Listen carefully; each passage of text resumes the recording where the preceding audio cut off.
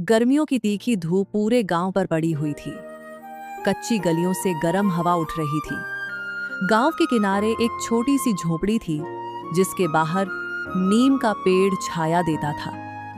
इसी झोपड़ी में मोहन अपनी पत्नी सीता और बूढ़ी मां के साथ रहता था। घर के बाहर रखी मटकियां लगातार सूख रही थीं। पानी की तंगी ने हर चेहरे पर चिंता की लकीर खींच दी थी। सीता, मटकी फिर खाली हो गई। आज फिर कुएं तक जाना पड़ेगा। रोज पानी के लिए इतना चलना, पैरों में जान नहीं बची और माँ की दवा के लिए भी पैसे चाहिए। काम मिले बिना पैसे कहाँ से आएंगे? मोहन रोज गांव के चौराहा पर मजदूरी की आस में जाता था। कभी काम मिलता, कभी खाली हाथ लौट आता। चौराहा दोपहर में भी भरा हुआ था।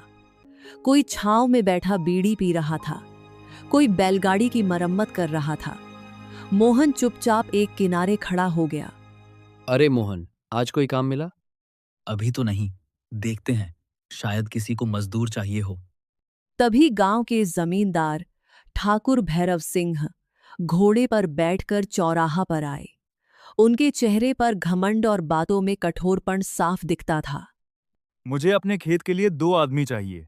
आज ही नाली खुदवानी है। ठाकुर साहिब, मैं तैयार हूँ, पूरा दिन मेहनत करूंगा।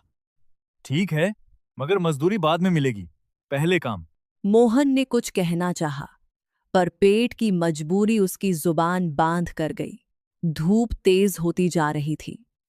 मिट्टी गर्म थी। मोहन और दूसरा मजदूर नाली खोदने में लगे थे। पसीना चेहरे से टपक कर मिट्टी में मिल रहा था।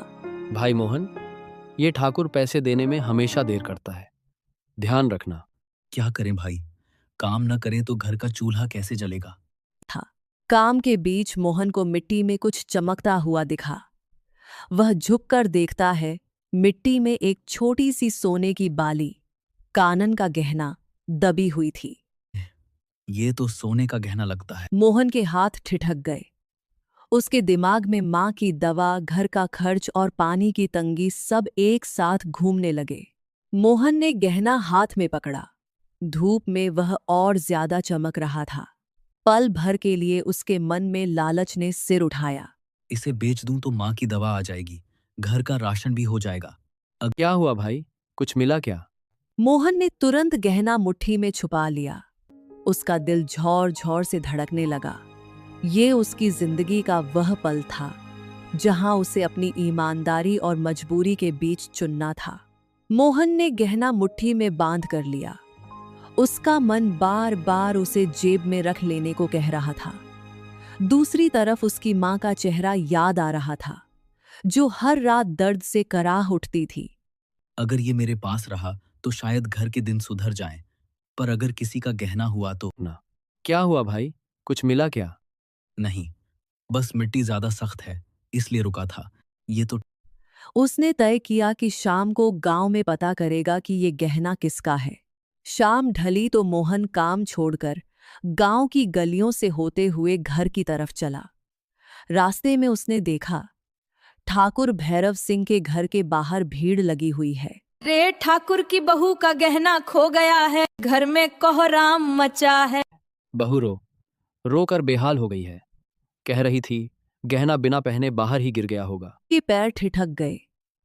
उसके हाथ में बंधा गहना जैसे और भारी हो गया। अब उसे पक्का हो गया था कि गहना किसका है। ये तो ठाकुर के घर का गहना है।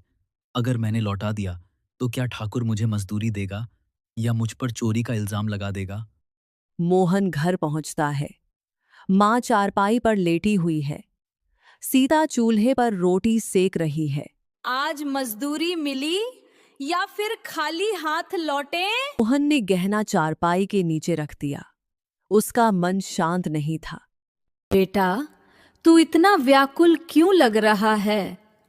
कुछ चिंता है क्या? माँ, अगर किसी का खोया हुआ गहना मिल जाए तो क्या उसे लौटा देना चाहिए? बेटा, जो हमारा नहीं उस पर हक जमाना पाप होता है। गरीबी बड़ी चीज है, पर ईमानदारी उससे भी बड़ी होती है। मां की बात मोहन के दिल में घर कर गई। उसकी आंखों में आंसू आ गए।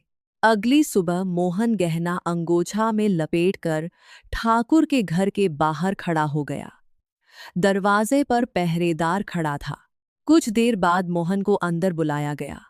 ठाकुर भैरव सिंह आंगन में कुर्सी पर बैठे थे। उनकी बहू पास ही रो रही थी।